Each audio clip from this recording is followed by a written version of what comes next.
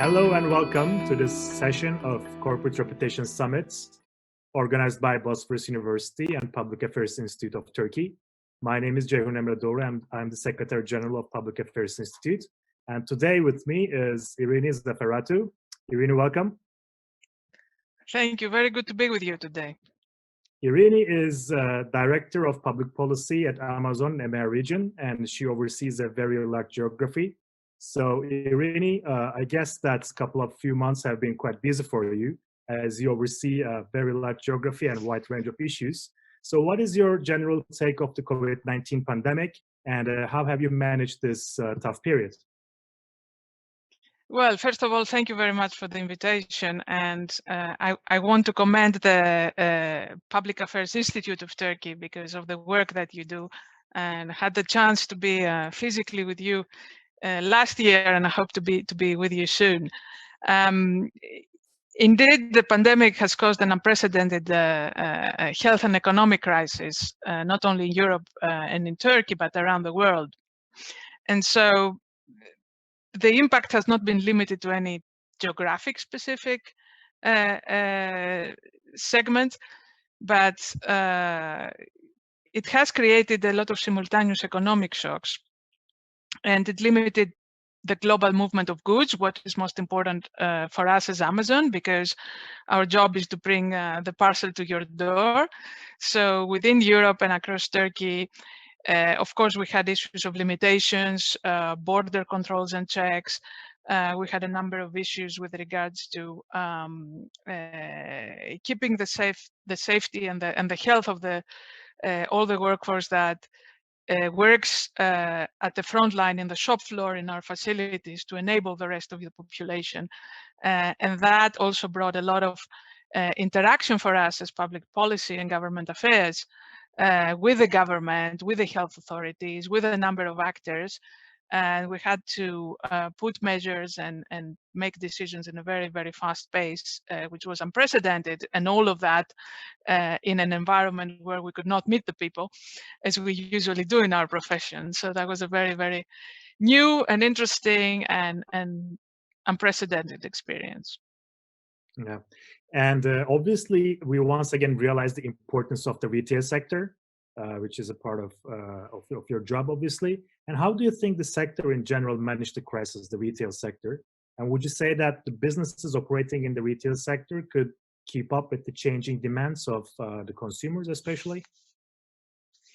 Well, I think that the retail sector, Emre, was changing fast already, but the pandemic kind of accelerated this trend in that a lot of the offline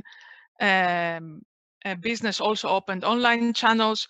But overall, as you said, the retail sector was the key sector that had to supply the rest of the population. So a huge amount of work fell onto the traditional shop floors as well as online and logistics industry together in order to keep the rest of the economy and the population going. So that is something that we have seen a great acceleration of the previous trends in. So particularly online shopping, I will just give my favorite example, which is the example of my mother. My mother is 80 years old, and she has been sitting with my father next to Athens there where we live. And for the first time in her life, she ordered online. So her supermarket where she usually shops made this service of bringing the goods, already had this service, but she'd never used it, right? She would always go to the shop. And this time she was very comforted to be able to get a delivery at her door. Yeah. Now I think she has a better understanding of your job, especially, yeah? Yeah, now she understands what I do, that's right.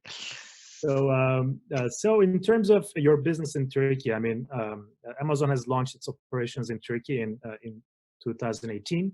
And obviously after that, this COVID-19 pandemic really affected many things. So how did it change, or did it change your plans for Turkey? Well, since our launch in Turkey in 2018, we always knew that Turkey has a great and very strong entrepreneurial spirit. So since day one, we have been working with the Turkish branch to make this potential come out, and as we do in other countries, to make sure that the experts could strengthen and open opportunities for small businesses and brands of Turkey to international markets. And so so in the past 2 years, we had done already a lot of work to open those markets to the small businesses. So and we have like 14 marketplaces across the world, and these give access to 180 countries worldwide. So we have now more than 8,000 Turkish selling partners who are selling on Amazon.tr, and they are exporting to America and to other Amazon stores. So the most important effort around that was the launch of the program One Click Europe, which is a training program in collaboration with our distinguished partners, TOBB, the Turkish Union of Chambers, and the Bogazici University. So we started this effort a year ago in September 2019 with a goal of delivering training sessions in 20 provinces across Turkey through the local chambers of commerce, and reaching more than 2,000 entrepreneurs was our target. And through that program, we gave access to, in particular, 5 marketplaces of Amazon across Europe, Germany, France, Italy, Spain, and the UK. And between October and March, we'd completed 12 of those trainings in 11 provinces, together with the local chamber of commerce. And the program has had such a welcome and a success that we've reached 78% of our target, more than 1,500 businesses initially within 4 months only. And on that, we, of course, then the pandemic came, so we had to pause the face-to-face training between March and April, but we relaunched it online because the entrepreneurs, especially under the pandemic, needed to have this online channel, in particular under the circumstances, to sustain the business. So in May and in June, we had another 1,100 entrepreneurs through 8 webinars, and we continue to work, and we see a strong pickup from the Turkish small businesses in particular. Perfect. So as we have witnessed, and you just mentioned previously, the online commerce made a big part of our life since the beginning of this pandemic, right? So what is your observation regarding the transformation of the retail sector? I mean, is there a fundamental change about how physical and online retail interact? Well, I think there is somehow misguided idea that there is a separation between online and offline retail and physical retail channels. But these are not distinct market segments. Retail is one market, and there's been a lot of publication also since the pandemic broke out, especially I will name one, the Global Data Report, which show that there is a notion from the consumers to both browse and shop physically.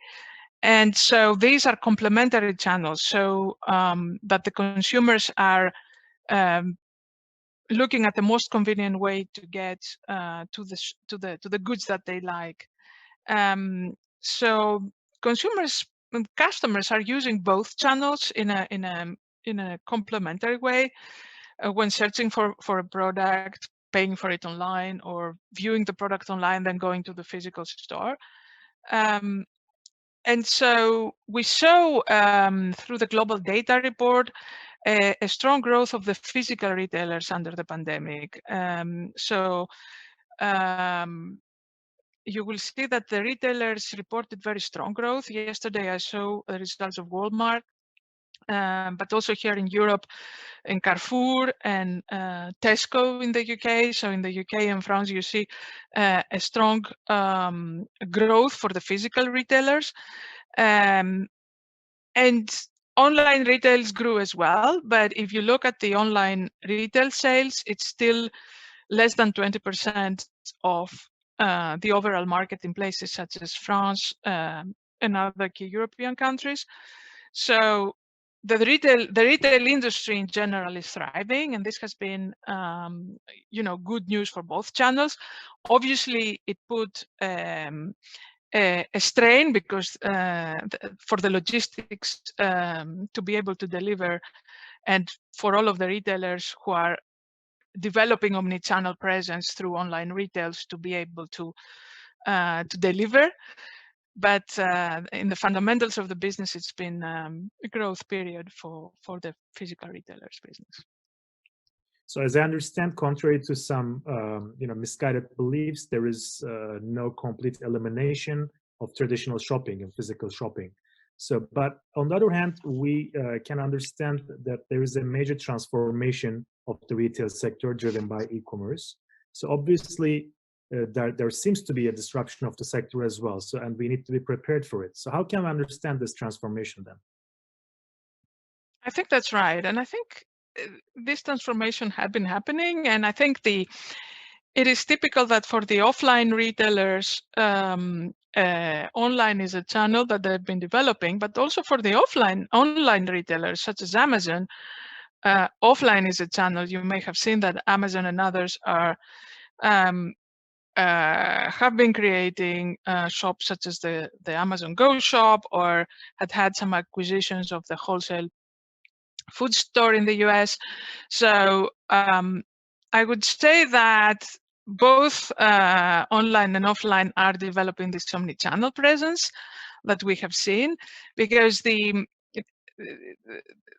customer likes the physical experience. There are certain goods that you need to touch and to trust and to try, and especially under the pandemic, and people like the physical warmth and the personal interaction, right? And especially under the pandemic, people have been missing this aspect of, like, because of the social distancing, and this is why you see the public is so greatly wanting the stores to open, right? And the small businesses and the larger stores, and like be able to have this experience again.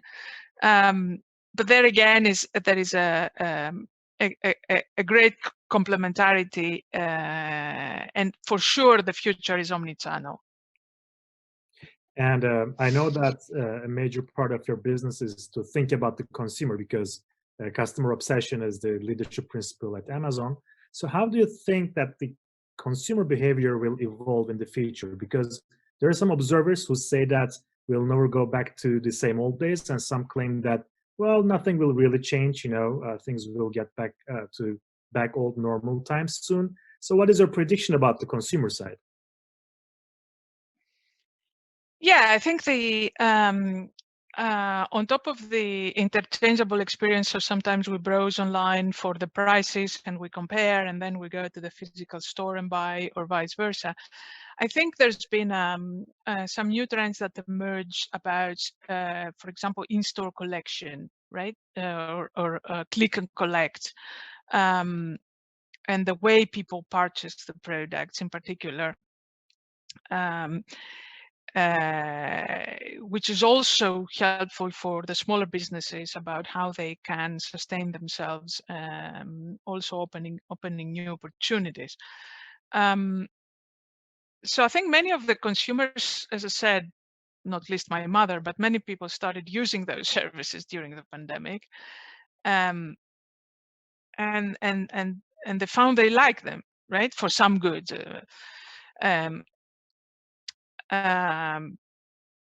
So I think some of the trends are here to stay also after the pandemic. So people will continue using some of the services, or will consume in a different way, and that would be very important, not only for the online ecosystem and the physical retailers, but also from the perspective of the environment and the way the logistics work and transport, and how people access or choose to access the goods. There's been a greater consciousness created around the shopping experience and the delivery as well. And what is the role of marketplaces in all of this? Because the marketplaces are the places where they enable businesses, merchants to reach millions of customers, maybe more. And on the other hand, they supply customers with greatest product selection at convenient prices. So how do you see this marketplace's role will evolve in the future? Well, I think the choice that we have made as Amazon back in '99 to open our business to customer and consumer websites to other businesses, such as smaller businesses, larger businesses, competitors of ours, although it didn't look so at the start, has proven to be a great opportunity for all and a win-win situation, because back in the days when we made that decision, the majority of what the consumers purchased on Amazon was Amazon's selection from its own vendors and choice, whereas only 5% was from those third parties. And over the years, why is it a win-win situation? Why has it become important to consumers and to smaller businesses? I think, and for Amazon, it enables people to find a great selection of items on Amazon's, or access a greater selection through Amazon's website. So that creates the trust and that you can find good prices and all sorts of qualities of a given product. So that creates a trust within the customer that there is an interesting proposition there to make. But also for our partners, it creates the opportunity to benefit from a greater infrastructure and logistics capability and sales care that has been there, and which many small businesses do not have. And so I think the idea of renting one infrastructure or making it available to others has allowed great synergies. And this is what has now become some of the key mainstream government policies and propositions more than before. It gives a second lifeline to a number of very small traditional stationery shops that were under pressure. For example, take artisanal shops in Italy, or jamón makers in Spain, or great carpet makers in Turkey.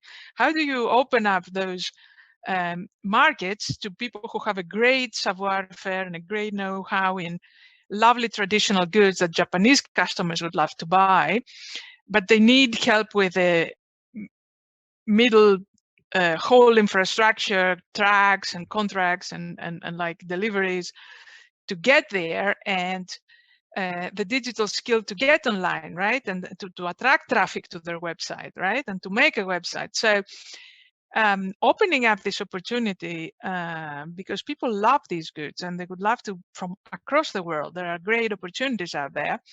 How to unlock this and to bring stationary businesses that were at the end of the line, really, because they couldn't compete with other places, to then have this opportunity to sell within the country, but also outside the country.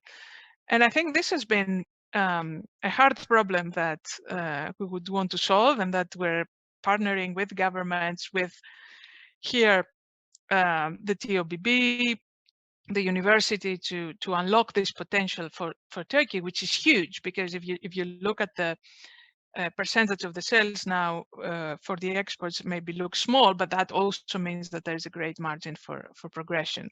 So we do think that marketplaces have a big role to play in that, both for the consumers and also for the selling partners.